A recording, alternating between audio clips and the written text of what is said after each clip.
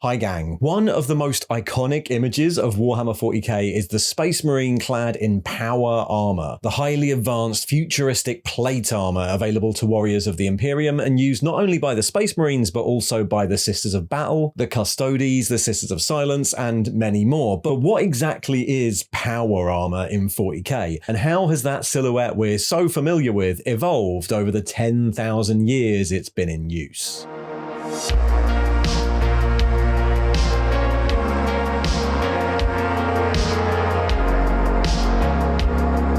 So power armor is one of the most effective and advanced forms of armor used by warriors of the Imperium in 40k. Over its millennia-long history, there have been loads of different styles, marks, and variants, created for use by the giant genetically engineered soldiers of the Astartes or Custodes, or for more human-sized warriors like the Sisters of Battle. But all these different marks have a few things in common. At its core, Imperial power armor is plate armor, a suit of armored plates drilled into place around the wearer. These plates are usually constructed from layers of ceramite, an extremely tough ceramic material used by the Imperium as both the source of armor and for military construction, and that's particularly good at absorbing energy and heat-based attacks. Each of the plates that make it up is formed from layers and layers of ceramite, which may be constructed over something else, like an adamantium or plasteel base, or sometimes made from something completely different, like the auramite armor used by the Adeptus Custodes, but ceramite is the standard, and results in an extremely durable and very heavy suit of armor. It's basically made of stone. Power armor suits can weigh hundreds of kilos. But this weight is offset by the systems that give the armor its name. Each suit is built over a layer of electrically motivated fiber bundles that mimic the wearer's own muscle movements, usually by means of some interface with the wearer's nervous system. Not only do these fiber bundles help move the colossal suit of armor, but they also amplify the wearer's own muscle strength, enabling them to hit with more force in close combat, become a more stable firing platform for heavier weapons, or even just move faster. The armor then comes with its own generator to power all this, often in the form of a backpack. Even at this basic level, power armor is extremely complex and ridiculously expensive, well out of the reach of most Imperial citizens, and so it's usually confined to elite or extremely well-funded military forces, or special operatives like Inquisitors, whose power-armored suits are often custom builds just for them. But as well as these sophisticated defensive technologies, power armor also includes lots of auxiliary systems. It's common for suits to be environmentally sealed for operation in inhospitable environments or in the void, to contain sophisticated respirators and filtration systems or their own air supply, as well as protective visors, flash suppressors, or audio dampeners for better operation under battlefield conditions. Suits often also include autosenses, advanced augurs and scanners, heads-up displays, night or infrared vision capabilities, suites of tactical communication equipment, and automatic threat detection systems. The different power-armored suits used by the agencies of the Imperium might be of very different specifications, including some or none of the above equipment, but the pinnacle of Imperial power armor is probably the various marks developed for the use of the Space Marines. Space Marine power armor is a colossal construction designed to keep its occupant operating at peak efficiency for as long as possible, and to enhance the prodigious abilities of the Space Marines inside it. As well as much heavier plating than other patterns, Space Marine power armor includes medical sensors and injection systems. It carries on board high-density nutrient stores to sustain the Space Marine within, and even has sophisticated waste filtration and recycling systems. A Space Marine can operate for months at a time without needing to remove the armor. I'll leave the implications of that to you. The armor's completely void-sealed, and its greaves and boots include mag locks to allow the wearer to fight in zero-gravity environments. But the biggest technological advantage Space Marine power armor has is actually within the Marine themselves. The final implant given to new Space Marines as they graduate the scout companies is the black carapace, an organic, fibrous material that sits under the skin of the Marine's torso and meshes with his nervous system. Along with the numerous connection points implanted across his chest, back, and arms, this means that the Marine's connection to his armor is much more sophisticated than other forms of power armor, behaving almost like a second skin and allowing him much more natural movement within it. The science used to create all this is ancient and has its roots in the dark age of technology, when mankind spread out amongst the stars. Various STCs from that period managed to survive the following age of strife, whether in the form of the sophisticated exo-armor used by the Leagues of Votann, or the much simpler devolved powered suits used by Knights of the Order on Caliban. And remnants of those technologies could be found on Terra itself, predating the rise of the Imperium, like in the ironclad regiments of Old Albia. As the Emperor started to unify the planet in the 31st millennium, these technologies were adopted and improved upon by his scientists for use in the Imperial armies, notably by the Legio Custodes, the Emperor's elite bodyguard, and the Legiones Cataegis, the Thunder Warriors that formed the spear tip of his army of unity. And it would be their armor, Thunder Armor, that formed the first mark of power armor adapted for use by their replacements, the Space Marines of the Legiones Astartes. These suits, retroactively designated Mark I, were simple by comparison to the later marks of Space Marine armor. Thunder armor consisted of an extremely heavily armored ceramite torso section powered by an auxiliary backpack supported by more conventional, often unpowered armor on the legs. The fiber bundles in the top half of the armor gave the wearers using it immense upper body strength, apparently useful in the close quarters bloodbaths that were the Unification Wars, but the suits weren't fully enclosed and didn't have many of the life support functions of later armors, stuff that just wasn't as necessary when the fighting was confined to ancient Terra. This sort of armor would have been used in various idiosyncratic local patterns by the earliest of the Space Marine legions deployed at the end of the Unification Wars, but as the Emperor unified the solar system and made alliances with Mars, Imperial and Martian scientists started work on a replacement, something that better suited what the Astartes were created to do. Mark II armor, known as Crusade armor, was the first true Space Marine power armor, developed by the Mechanicum in the Forges of Mars and issued to the growing Astartes legions as the Great Crusade got underway. Crusade armor was a fully enclosed suit, void sealed and with full life support capabilities, and with all of the auto senses and auxiliary medical systems that would become standard over the years to come. It was fully powered, including the legs, and exposed cabling was minimized, moved behind the main breastplate or to the back of the leg armor. The placement of power cabling was a major concern for every mark of the armor and would be solved in various different ways over the years.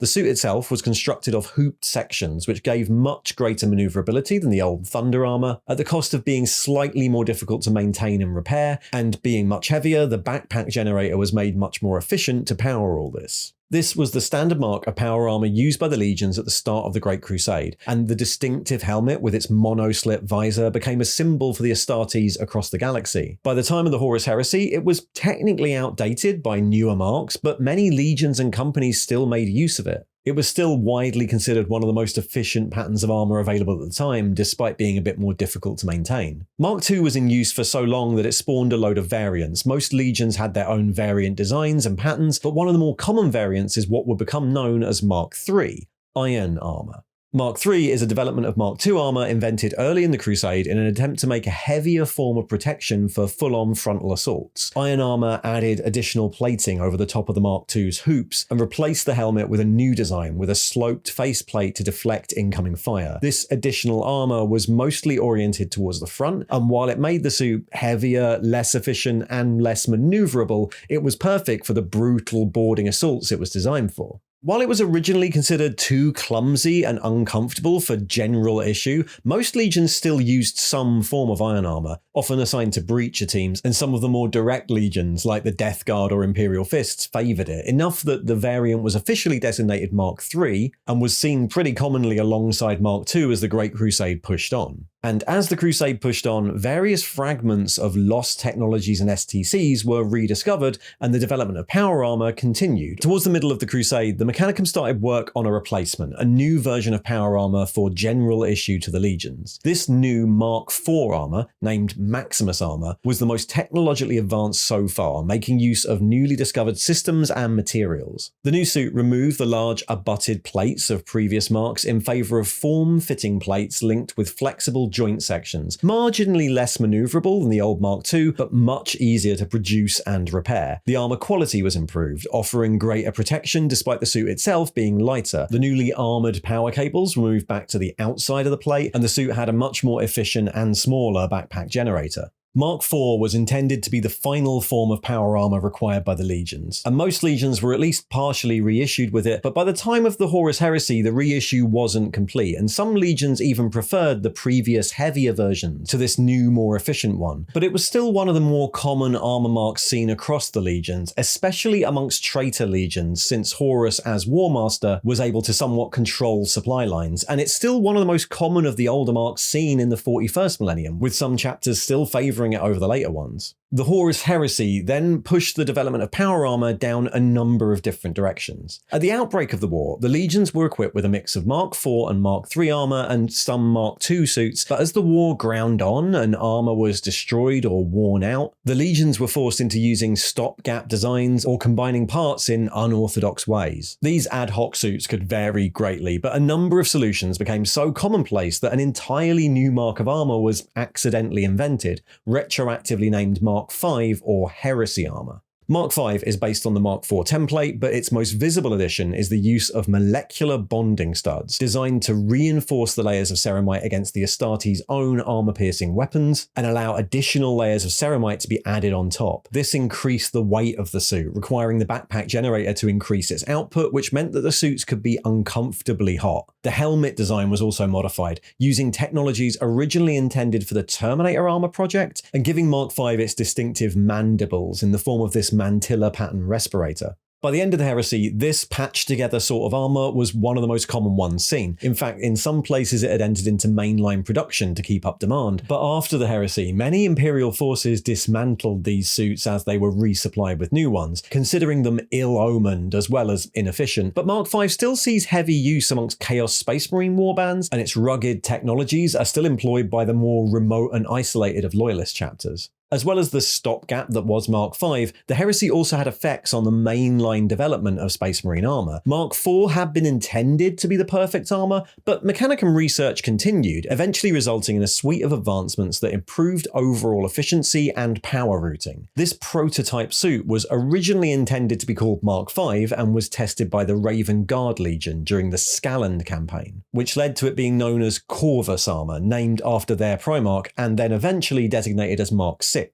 Mark VI armor was the lightest form of mainline Space Marine power armor. It offered no significant improvements in protection on Mark IV, but its systems were much more modular, easier to replace, and more compatible with the earlier marks. Components could be swapped out easily with less advanced versions in a pinch, and it made good use of the same molecular bonding studs that were seen on Mark V, this time on the facing shoulder guard. Some of the power cabling was moved back behind the plating, and the armor was quieter than any of the previous versions, which made it particularly suitable for stealth work. The new helmet design with its distinctive conical nose also housed advanced auto sensors. These suits first entered general issue near the very end of the Great Crusade, and every Space Marine Legion made use of them to some degree, but as the Heresy broke out, its modular nature, backwards compatibility, and ease of repair meant that it quickly became the more common form of new power armor issued, and the one most commonly seen on the masses of hastily created inductee pressed into service during the war. As a result, it's a relatively common form of armor even in the 41st millennium.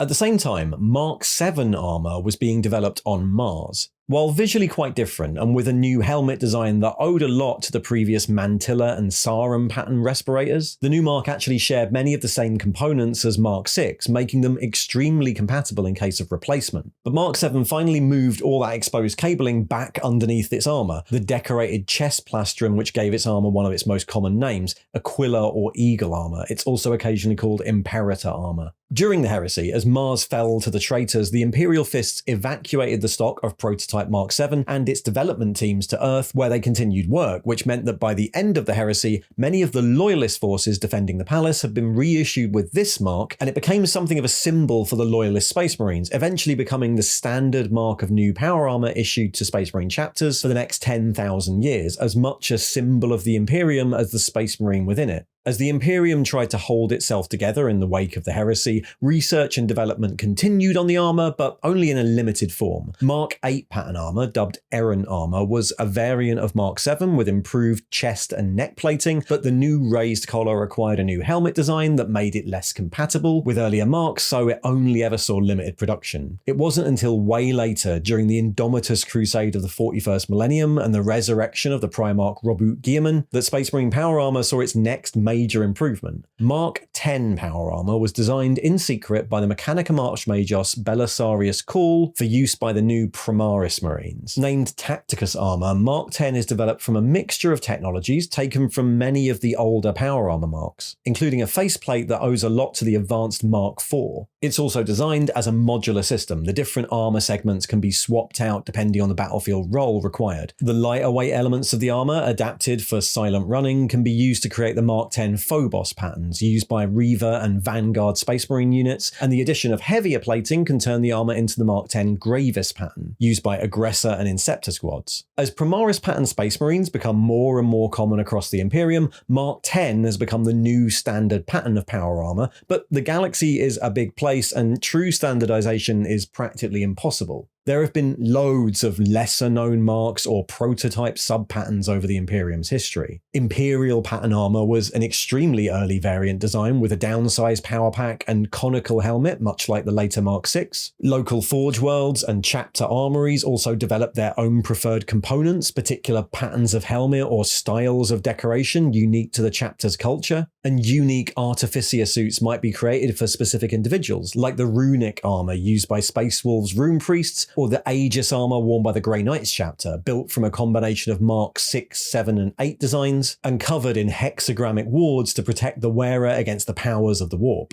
Even with the reinforcement of the Space Marine chapters in the 41st millennium, making completely new suits is still an expensive and time-consuming effort for a chapter forge, and so armor's often repaired and reused rather than being replaced. And over the millennia, some of these suits have become revered artifacts of the chapter's past. It's common to see Space Marines clad in a mix of armor marks, and chapters might reserve whole suits of ancient armor for use by honored veterans or elite units. Other chapters make deliberate use of older marks of armor, like the Red Scorpions and Minotaurs, who still retain the ability to produce suits of the advanced Mark IV, or chapters like the Carcharodons, who operate far from any resupply and who value the durability and simplicity of some of the earlier marks. And of course, these older marks of armor are still incredibly common amongst the warbands of the Chaos Space Marines. Heretic armor might be derived from millennia-old suits of Mark III or Mark IV plate, modified by the influence of the warp and replaced over time with newer components scavenged from defeated foes or augmented by supplies from loyalist chapters that have turned renegades since the heresy. And all this might be held together using the same hasty stopgap techniques utilized during the heresy. Like much of the Imperium's technology, power armor is both a relic of a previous time and a symbol for the power of the Imperium as a whole. It's a technology built from constant rediscovery and innovation over a couple of hundred years, and then largely left untouched as the Imperium stagnated over the next few thousand. And even with the reinforcement granted by the Primaris Marines, that's still the case in the 41st millennium. Power armor and its distinctive silhouette is as much propaganda as it is a defensive system. A status symbol wielded by the Imperium in memory of a past they can't quite reach, turning from a mass-manufactured, almost disposable asset of conquest to a rare holy relic. Surviving suits carefully husbanded over the millennia, hoarded by the Imperium's wealthiest agencies, and the knowledge of how to create it, like much of the Imperium's technology, carefully guarded lest it be lost again. Thanks for watching. And if you'd like to see more 40k lore videos, there should be one just popping up there on the right. And if you'd like to support the channel, well, like, subscribe, and there's a link to the Patreon in the thing below. See ya.